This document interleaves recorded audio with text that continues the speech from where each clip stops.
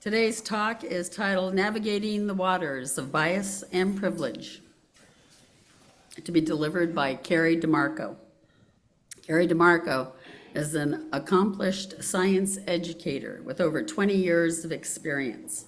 A cisgender white woman, she is married and a transracial adoptive mother to 2 Black boys, which has deeply informed her approach to education and social justice. Karrie is passionate about creating inclusive learning environments and has taken on a leadership role by facilitating professional development for educators in her district, pursuing their diversity, equity, and inclusion, DEI, credentials. Her work is rooted in the belief that all students and their families deserve equitable opportunities to thrive, regardless of their background. In recognition of her exceptional contributions to teaching and community engagement, Karrie was named Teacher of the Year in 2021 by the Las Virgenes School District. On a personal note, Karrie deMarco is Diane's daughter-in-law, so by extension, she's also my daughter-in-law. So remember, it's all about the people we love and the people that love us. Karrie.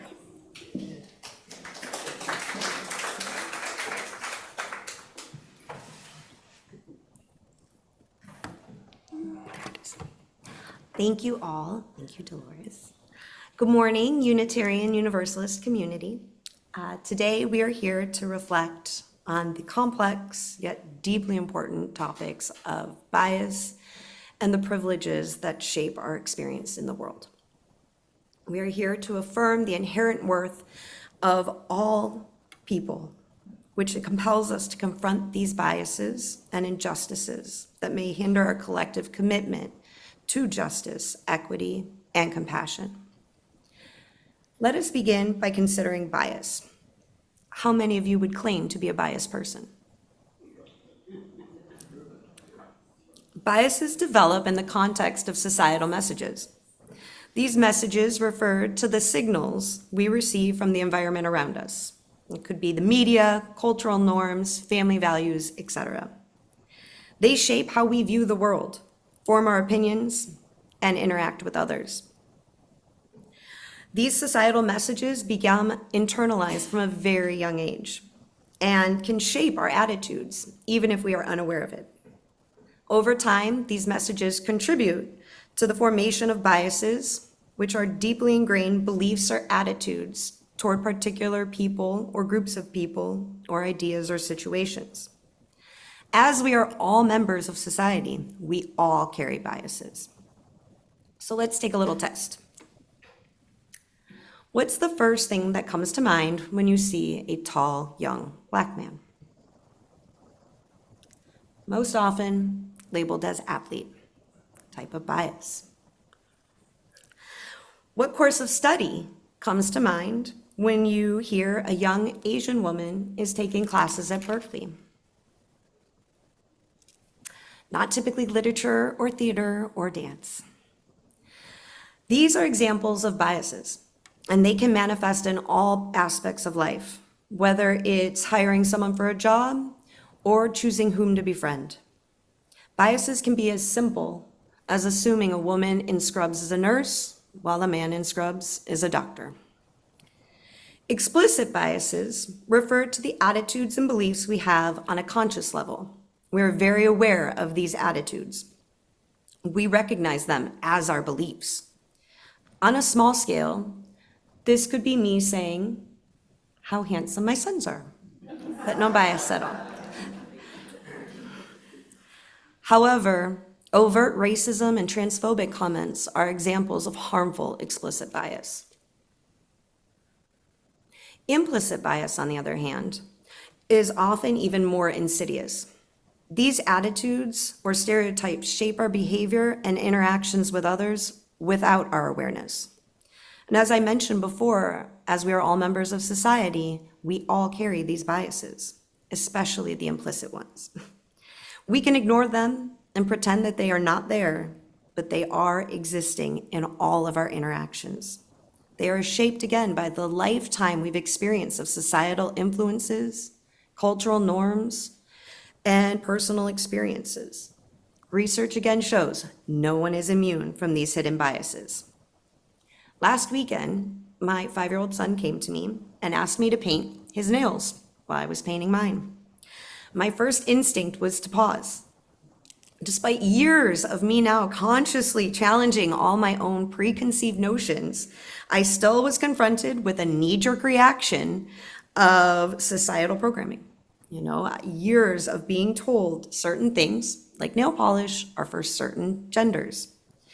And it's easy for these deeply ingrained ideas to resurface, whether we want them to or not. I had to remind myself consciously that gender expression is fluid and personal, and that my son just wanted to share in something fun and creative that I was doing. Don't overthink it. So of course, I painted his nails, but it's easy to get caught up in that moment of not moving, I don't want him to be made fun of because of other people's biases. So this experience made me reflect on how we all carry unconscious biases, and that breaking free from them is a continuous journey. Even though we may still have automatic reactions, it is important to confront them and provide space, and in this case, space for my son to freely express himself without judgment, and encourage him to embrace his individuality. And take the moment to remind him there are no rules or activities or looks that are for boys or for girls. Supporting him in these choices helps foster his self-confidence and his own open-mindedness, even at the age of 5. It's a process of growth for both him and me, and one that I want to continue navigating together. Dr. Ibram X. Kendi, a renowned scholar on race and racism, teaches us that the only way to undo racism is to consistently identify and describe it, and then dismantle it. And I believe this applies not just to racism, but to all forms of bias. Whether it's social class, gender identity, sexual orientation, ability, becoming aware of these biases we carry and actively working to dismantle them is crucial. For one, our biases can significantly influence our thoughts, behaviors, and decisions without us even realizing it. And another is when they are left unchecked, these biases can perpetuate discrimination, inequality, and missed opportunities for personal growth and social progress.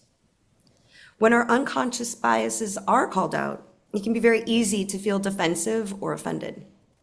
After all, acknowledging that we hold biases challenges our own self-image and makes us confront aspects of ourselves that we might not be proud of.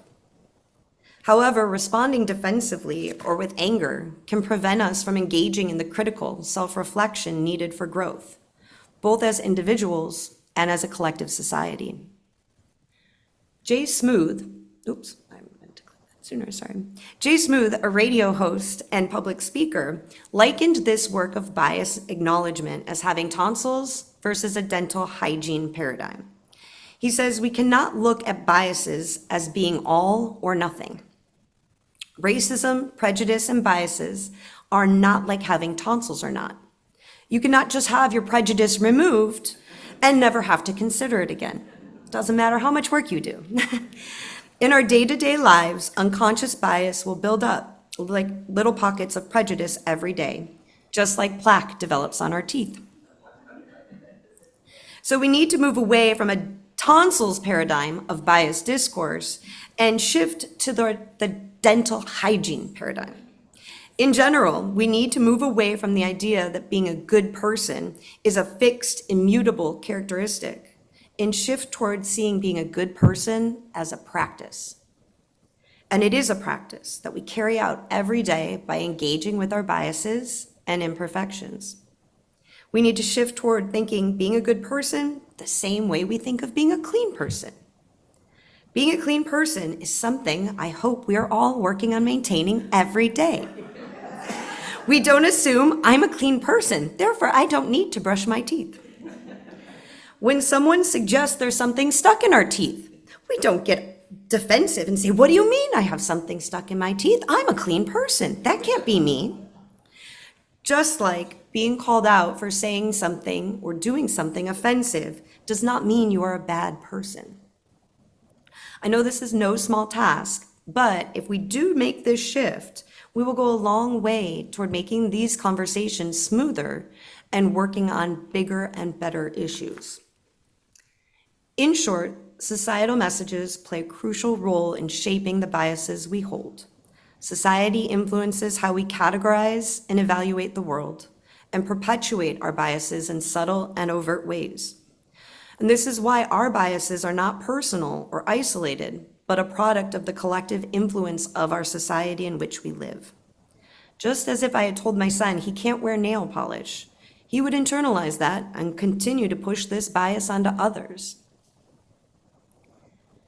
Next, we turn toward the concept of privilege, which can be just as subtle and invisible as bias. Privilege refers to the unearned benefits granted to us.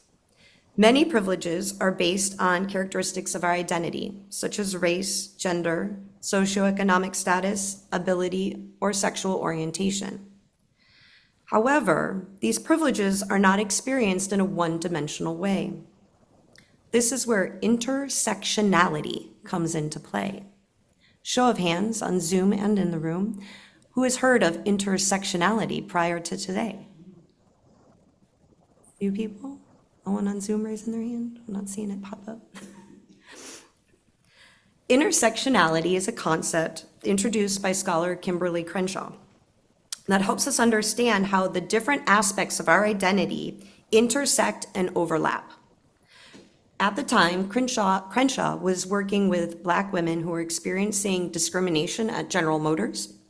And the courts at the time told the women that they had to choose one way they were being discriminated against, either as women or as being Black. Intersectionality now refers to the way in which the various parts of our identity connect and intersect to form a unique experience for us all. You are not actually expected to be able to read all of these, but these are just a pocket, a small portion of different privileges that have identities, and then on the bottom, the oppression that can be experienced if you have a different identity. And as you can see from this, there's so many, and these are just the privilege, the identities related to privilege, but there are other forms of privilege. Having a two-parent household, being loved as a child is a privilege that not everyone has, but is shown to promote success in individuals later in life. And again, along with the oppression, intersectionality relates to privilege. It is the idea that different people have certain advantages and or disadvantages based on their identity markers and the way these identities are connected with each other. Having privilege is not about demanding anything. It's just about the circumstances of your life that you benefit from and did not have to ask for. Having privilege does not mean you haven't experienced oppression in other ways, which takes us back to intersectionality. As an example, let's meet David. David is a 46-year-old male, a white cisgender male, meaning his gender aligns with his sex assigned at birth. He is also a married, gay, Catholic Californian. These things have shaped David's view of the world. David may meet someone who doesn't know him, and at first, and maybe the only thing they see, is that David is a white male. Thus, David must live in white male privilege. And he uses this to attain greater things in life. They may be particularly irked by this, judge him, or even be angry with him based on their assumptions, all with not knowing anything else about David. However, this is not where David lives in his identity. David lives in his gay identity, which has shaped him more than any of his other identities, and where he has experienced a great deal of harm. As a gay man, he has experienced discrimination around issues of housing, bullying, and violence.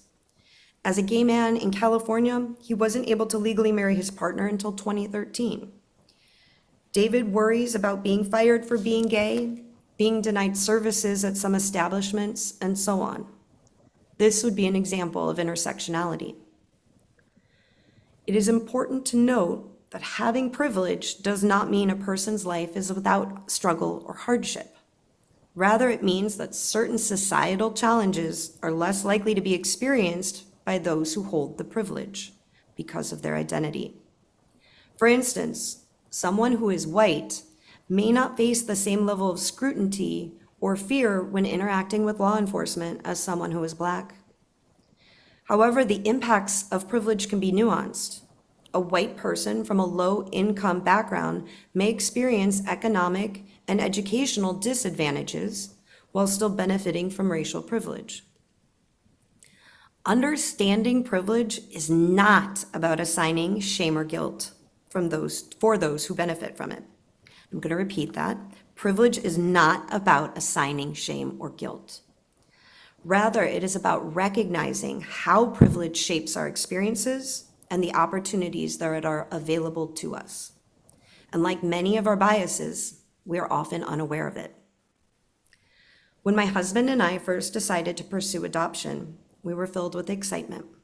I thought I knew a lot, as my mom and aunt are both adoptees. My cousin is an adoptee on my father's side.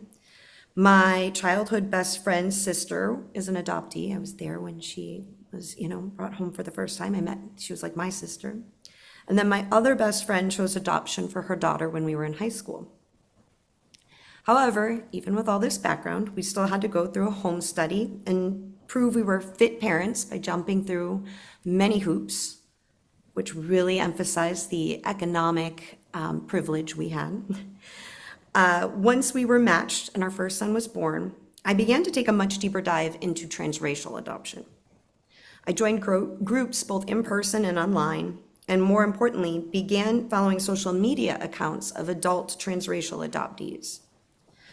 I also maintained an open relationship with our son's birth mother. Through this process, it became clear just how privileged my husband and I are. And honestly, at first, I felt an overwhelming amount of shame or guilt about being a white adoptive parent. I immediately loved my child with everything I had. But the more I learned, the more I realized that the system of transracial adoption carries a deep and historical and emotional weight. Intersectionality reminds us that privilege and marginalization often coexist in complex ways, depending on their identities. Two seemingly conflicting concepts can both be true simultaneously, very similar to the dichotomy Kat talked about in her talk. Some parts of our identity may hold privilege, while other aspects may not. This dichotomy is often referred to as the power of and. The power of and refers to the ability to hold two contradictory ideas or experiences as true, allowing for a more nuanced understanding of complex situations by acknowledging multiple perspectives, without needing to choose one or the other, similar to Jan and her joy and concern. Both can be true. The capacity to hold contradictory emotions or experiences at the same time can lead to emotional resilience and depth. People who can accept they can feel both joy and sadness, or concerns, for example, may experience a more nuanced understanding of their emotional life. This is how I feel about adoption. I have love for my children beyond measure and a desire to give them everything they need to thrive. But at the same time, I cannot ignore the reality that I am contributing to a system that still carries harmful legacies of racial inequality. This conflict has been hard to reconcile. I love my children so fiercely, and yet I am still part of something that in some ways has caused them harm. I have come to understand the love I have for my children does not absolve me from examining the impacts of our adoption journey. It is not about rejecting or distancing myself from my love for them, but rather leaning into the discomfort of this conflict.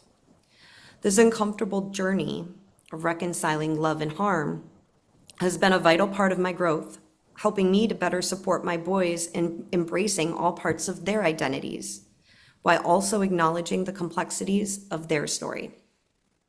It has also made me more aware of the importance of using my privilege as a white adoptive mother to speak up and amplify voices of other transracial adoptees in an effort to hopefully improve the system. I invite you now to take a moment of reflection. Think about a time that you felt marginalized, misunderstood, or oppressed.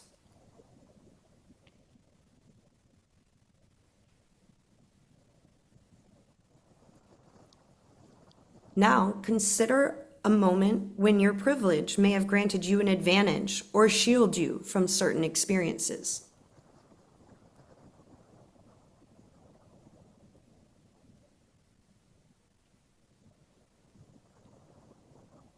And then take one more moment to ask yourself, what does this teach you about empathy and understanding?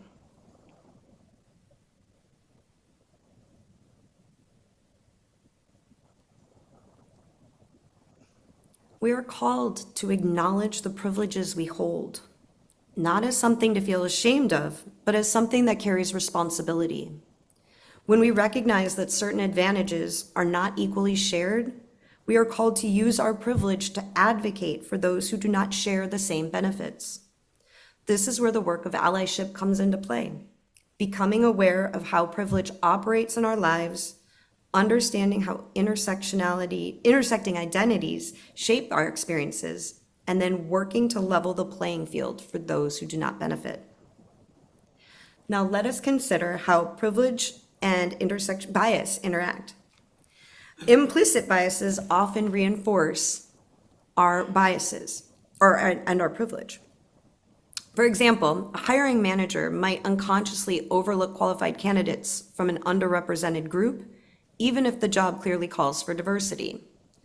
This bias has been shown because they have created identical resumes and just changed the names.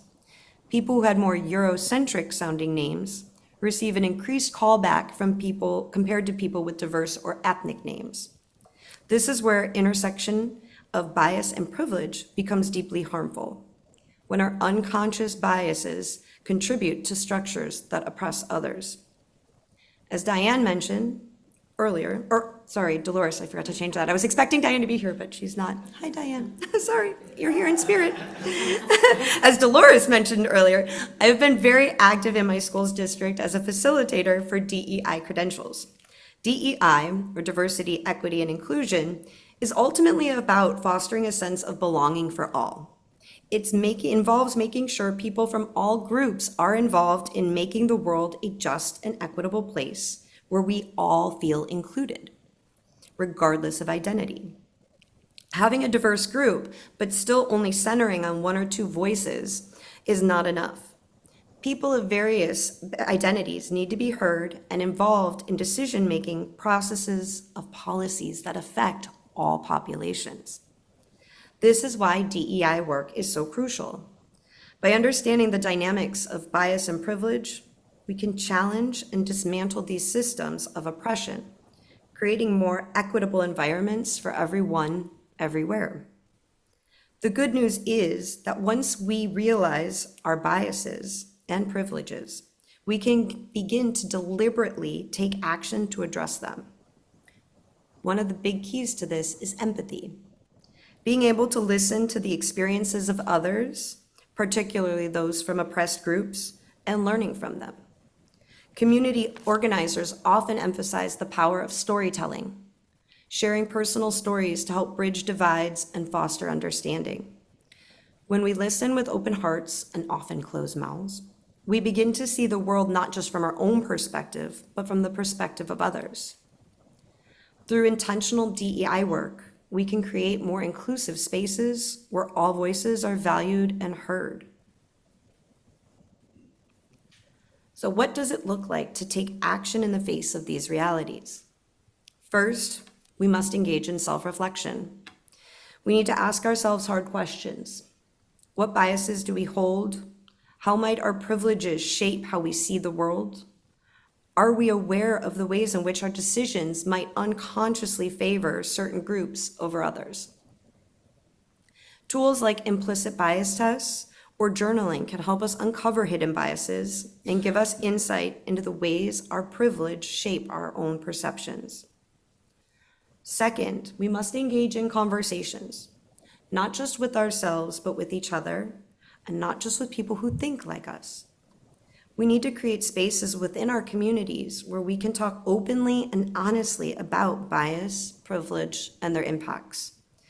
This requires vulnerability, being willing to share our experiences and struggles, as well as listening to the stories of others. It means being willing to learn from one another, even when the conversations are difficult or uncomfortable. Finally, we must be advocates for change. And while sometimes it seems as if the injustices in our world are insurmountable, we must continue the work, whether it's supporting policies that promote equity, participating in local activism, or educating ourselves and others. These actions can create ripples of change that extend far beyond our immediate circles.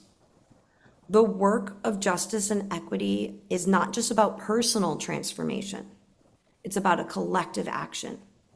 By advocating for systemic changes, we can begin to dismantle the structures that perpetuate bias and privilege. As we conclude, let us commit ourselves to the work of self-awareness, empathy, and action. Let us be mindful of the biases we carry and the privileges we hold.